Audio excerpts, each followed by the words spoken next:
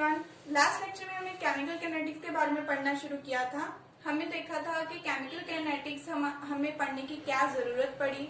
ये हमें rate of reaction के बारे में बताती है कि रेट ऑफ रिएक्शन क्या होता है, change in concentration of reactant और product divided by change in concentration of time. And then we studied about its types, average and instantaneous rate of reaction.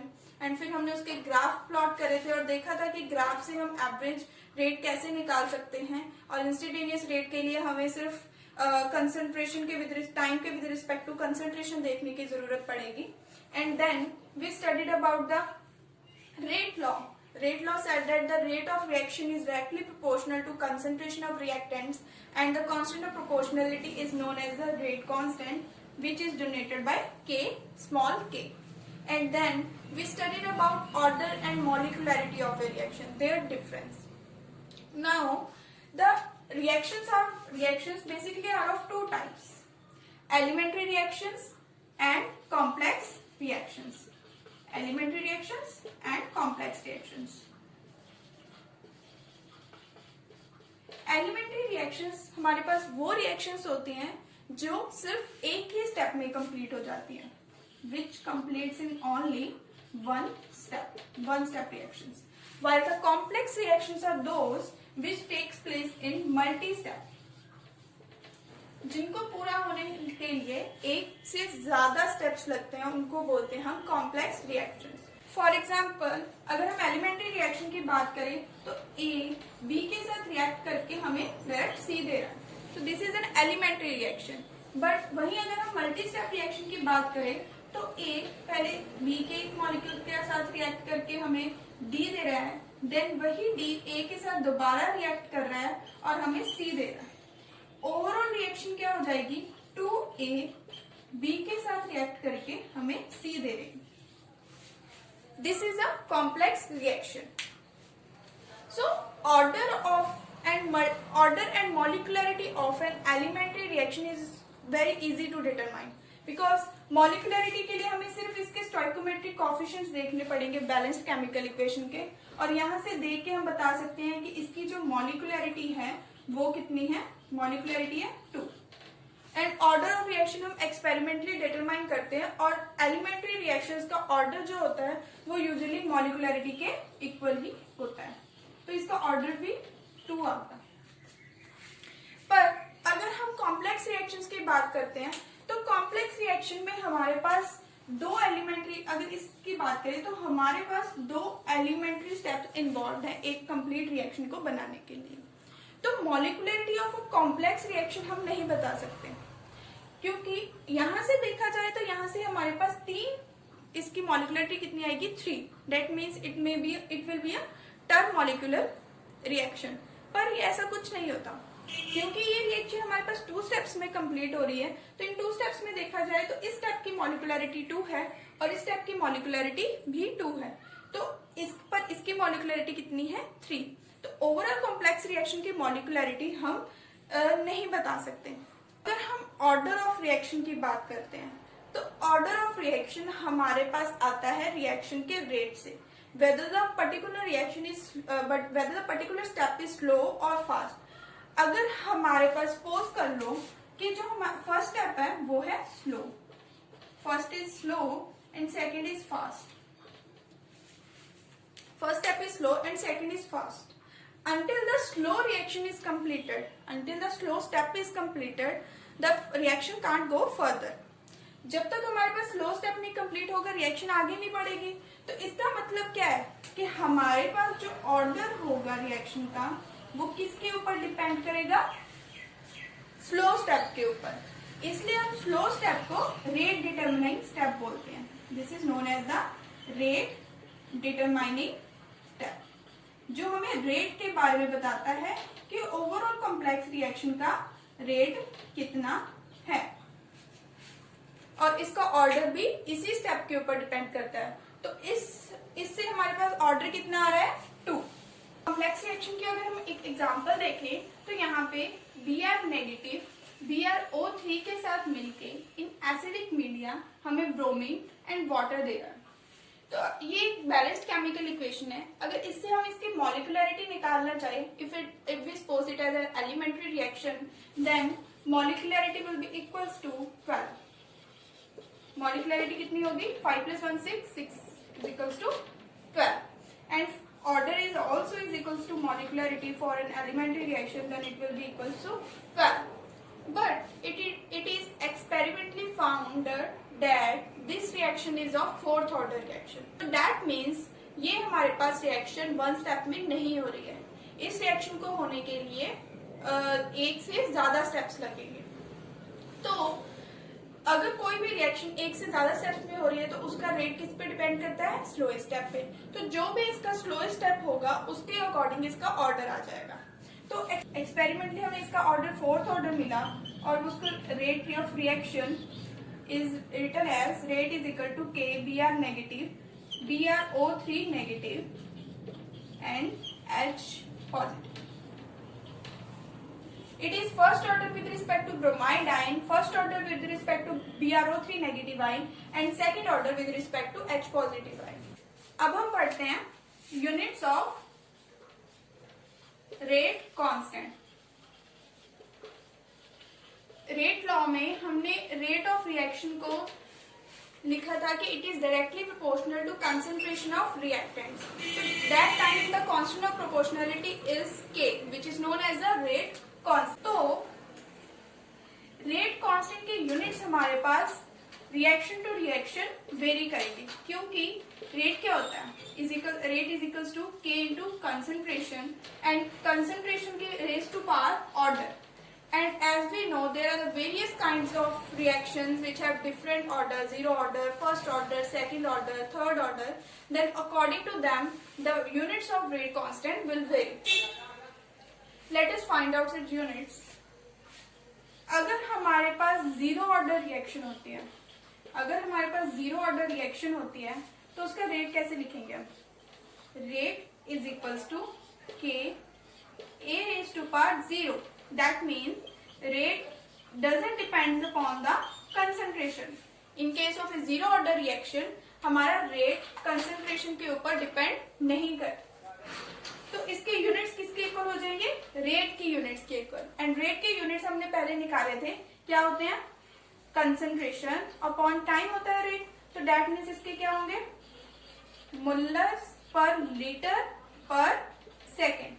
These are the units of rate constant for zero order reaction.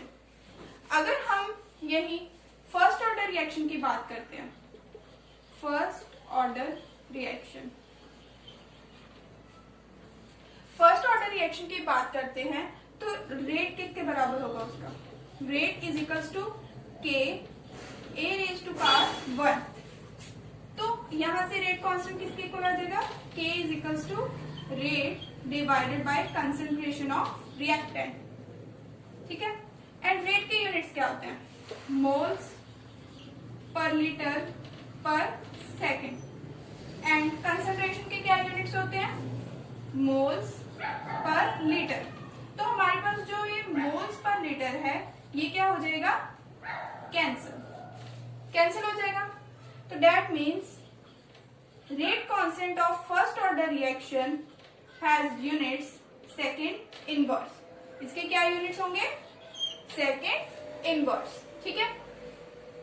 Similarly अगर हम second order reaction की बात करते हैं, second order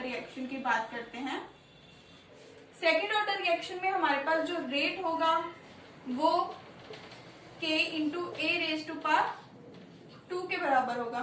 and from this K is equals to rate divided by A square. And इसके units क्या बन जाएंगे? Moles per litre per second. And concentration के क्या यूनिट्स होते हैं? Moles per litre. And because it is power 2 and इसको हम स्क्वायर कर देंगे. तो यहां से क्या हुआ? एक मोल्स पर लीटर यहां से कैंसिल हो गया. तो क्या यूनिट्स बने इसके हमारे पास? Mole inverse, litre inverse, second litre, mole inverse, litres, second inverse. These are the units of rate constant for second order reaction. ठीक है. अब हम इसको अगर इस यूनिट्स यूनिट्स के को ड्राइव करना एक जनरल फॉर्मूले से ड्राइव करेंगे, तो कैसे करेंगे?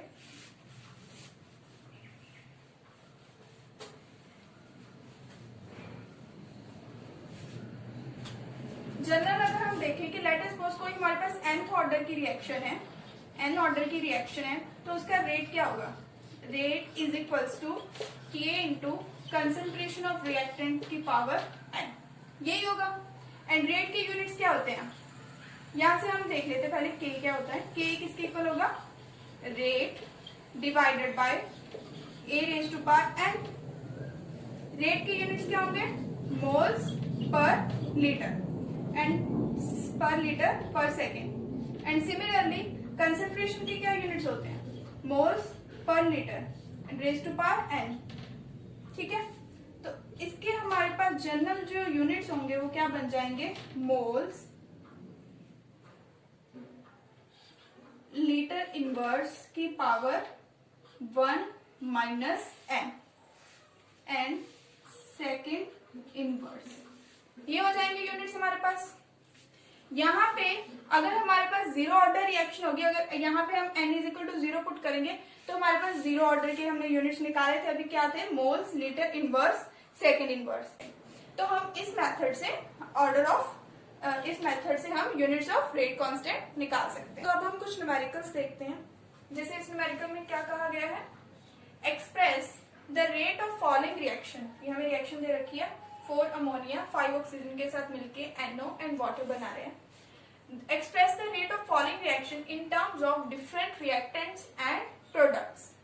Then if the rate of formation of NO is 3.6 into 10 raised to power minus 3 moles per liter per second, then calculate rate of disappearance of NH3 and rate of formation of water। तो हमने अपने last lecture में क्या करा था? हमने rate of reaction लिखना सीखा था कि हम इन terms of reactants and products rate of reaction कैसे लिख सकते हैं। तो अगर हम इसका लिखें तो हम क्या लिखेंगे? 1.4 इनके स्टोइकोमेट्रिक कोएफिशिएंट से हम डिवाइड करते हैं, delta NH3 divided by delta T is equals to oxygen का rate 1.5 delta O2 divided by delta T। Then product में क्या है हमारे पास? NO 1/4 delta NO divided by delta T is equals to 1.6 delta H2O divided by delta T। अब because ammonia और oxygen हमारे पास रिएक्टेंट है, तो टाइम के साथ इनकी जो कंसेंट्रेशन होगी वो डिक्रीज होगी, तो दैट्स व्हाई हम यहाँ पे कौन सा साइन यूज करेंगे? नेगेटिव साइन, एंड इनके सामने पॉजिटिव साइंस। तो rate of disappearance of ammonia and rate of disappearance of oxygen is equals to the rate of disappearance of NO and rate of appearance of water, ये सब आपस में equal होंगे। तो सबसे पहले तो हमें इन्होंने रेट ऑफ इस रिएक्शन को इन terms of reactants and products लिखने को कहा था, जो हमने लिख लिया। अब सेकंड उन्होंने क्या दिया हुआ है? क्या गिवन है हमें? Rate of formation of NO, rate of formation of NO कितना दे रखा है हमें? Is equals to 3.6 into 10 raised to power minus 3 moles per litre. हमें पूछा क्या गया है? Rate of disappearance of ammonia. तो rate of disappearance of ammonia is equals to rate of formation of NO के बराबर होगा। तो यहां से हम क्या लिख सकते हैं? 1/4 rate of formation of ammonia delta T किसके इक्वल है? 1/4। ये नेगेटिव साइन जस्ट हमें बता रहा है इंक्रीज और डिक्रीज के बारे में। तो जब भी हमने कुछ अगर न्यूमेरिकल्स में यूज करना है, इनको वैल्यूज फाइंड करने, तब हमें इनको रखने की जरूरत नहीं है। 1/4 rate of formation of NO, that means delta NO by delta T। 1/4 same है, तो हम इनको क्या कर सकते हैं? कैंसिल कर सकते हैं। कट गया। देन फाइंड क्या करना था हमें, delta NH3 divided by delta T किसके इक्वल है, rate of formation of NO के, वो हमें दिया हुआ है कितना है 3.6 into 10⁻³ moles per litre second inverse. Physical chemistry में यूनिट्स का रोल बहुत इंपॉर्टेंट है और कोई भी न्यूमेरिकल करो तो हमेशा यूनिट्स लिखने ही लिखने हैं, विदाउट यूनिट्स आपको कोई मार्क्स नहीं मिलता, चाहे कोई भी एग्जाम हो। सो दैट्स वाई हमेशा न्यूमेरिकल करते वक्त क्रॉस चेक कर लेना कि यूनिट्स लिखे हैं, सही भी लिखे हैं कि नहीं लिखे। सेकंड क्या है, क्या बोला है हमें, rate of formation of water find करने को कहा है। यहां से देखें तो rate of formation of water is equals to rate of formation of disappearance of ammonia and rate of formation of NO के बराबर है। हमें ये दो क्वांटिटीज पता है तो हम इनको लेके चलेंगे। अब अगर हम इन दोनों को ही इक्वेट कर लेते हैं, क्या होगा 1/4 delta NO divided by delta T is equals to 1/6 delta H2O divided by delta T। Find क्या करना है हमें, rate of formation of water, that means हमें क्या फाइंड करना है ये, तो हम इसको क्या करेंगे delta H2O divided by delta T is equals to 6/4 delta NO divided by delta T it is equals to 3/2 delta NO by delta T हमें पता है